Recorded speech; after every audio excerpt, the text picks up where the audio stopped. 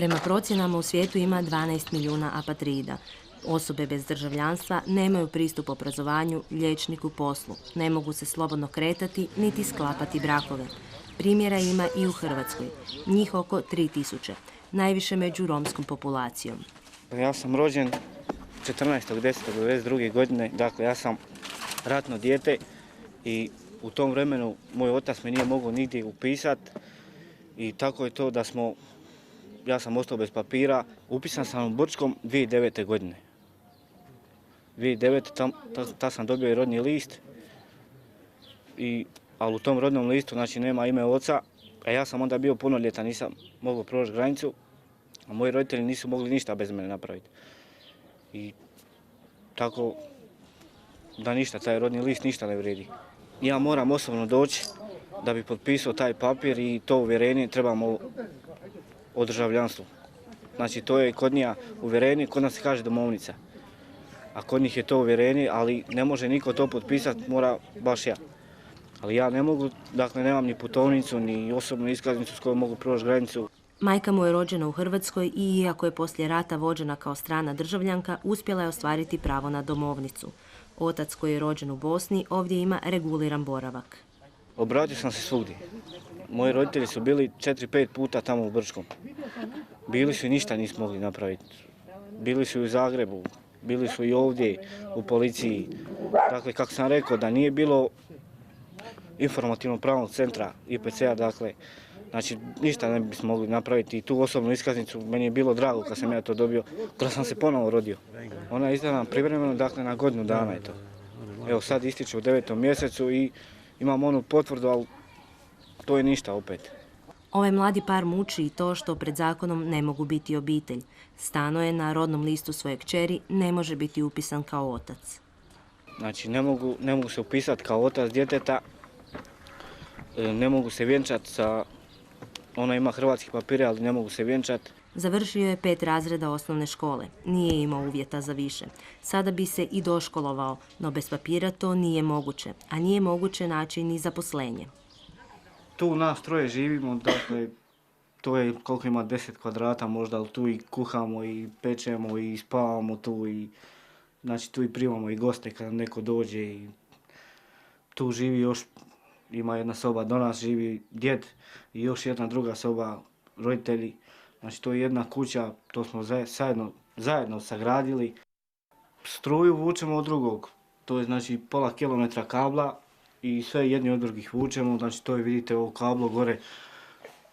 To jest da je opasno, ali to se mora tako biti i nema šta drugo. Htjeli bismo i mi žiti kod drugi ljudi, ali ne možemo.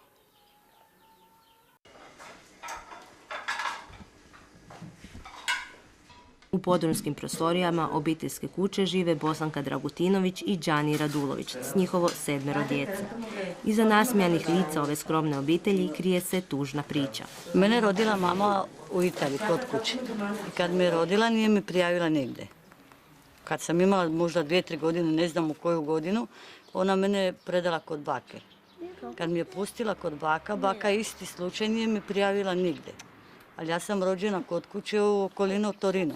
Ne posjeduje nikakve dokumente, nema rodnog lista, osobne iskaznice, državljanstva. I samo svoje postojanje Bosanka teško može dokazati. A meni su rekli da sam rođena tamo u Italiji. Tako su mi rekli, ja tako vama kažem. Ali da dam neka garancija, neka potvrda, ne znam ni sam.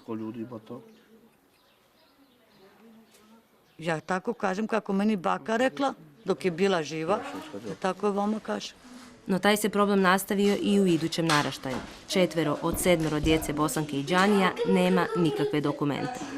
Suzana sam rodila u bolnicu da mi je bila prva čerka. Ove dve bliznjake sam rodila u bolnicu jer su bile 2. Zato sam išla u bolnicu.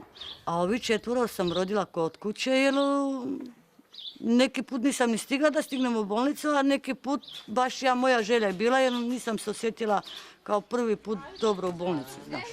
Za 3 djece rođene u bolnici automatski je izdan rodni list. Za dokazivanje majčinstva Bosanka je trebala 2 svjedoka. No oni rođeni kod kuće rodni list nemaju. Grešila sam to koliko god sam teška, sad shvatim da sam grešila, da što nisam prijavila djece i da imam taj problem radi dokumenta. U Hrvatsku su došli 2010. Džanijevim roditeljima koji su hrvatski državljani.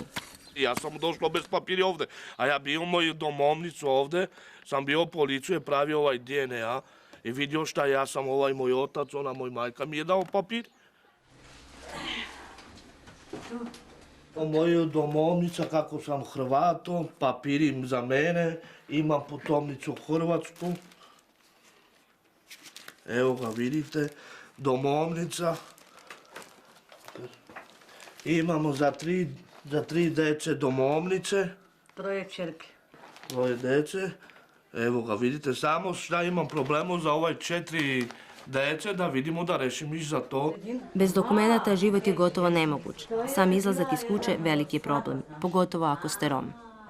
Kad idem u gradu da kupim nešto ili kad idem negdje, ja vodim Toni sa mnom da mi pomogne. Jer ne mogu sama da vodim, imam neke bolesti u ruke i ne mogu sama.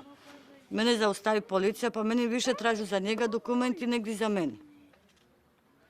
Ja kad kažem da nemam, 2-3 puta sam bila sa djetom u policiju, isto su me vodili. I dali su mi zabranu da ne idem po 6 mjeseci u grad. Problem je i odlazak kod liječnika, ali i veliki računi jer nemaju zdravstveno osiguranje. Osim toga, djeca su krenula u školu, no nastavak je, naravno zbog papirologije, upitan. Ja mislim i ovaj neki šef veliko što mi vidi na ovoj telekamerici da pravi da pravi neko papiri za ovaj decu. Budući da su djeca maloljetna, po ocu bi trebala dobiti državljanstvo, no kako nemaju rodne listove, potrebno je napraviti DNK analizu. Ja ne znam kako funkcionira to, da oni su rekli za taj DNK, da prava analiza za djecu i za mene i za muža. Neka krenu, ja sam to rekla odmah kad sam došla, ako oni želi da pravu DNA, neka pravo, jer mi smo sigurni da to su naši djeca. Za Bosanku je ipak kompliciranije, stoga se boji deportacije, iako je upitno u koju bi je zemlju trebali vratiti jer ona nije državljanka nijedne. Ja se bojim, ali ja to ne želim da mi oni odvoji od mog muža i od mojih djeca. Gdje ću ja ići? Ja nemam nikoga u Italiju ako oni me isteraju ili da god da me isteraju. Ja ne znam nikoga, ja samo sebe će da ubijem. Oni to žele od mene ako mi isteraju. Ja neću ostati živ.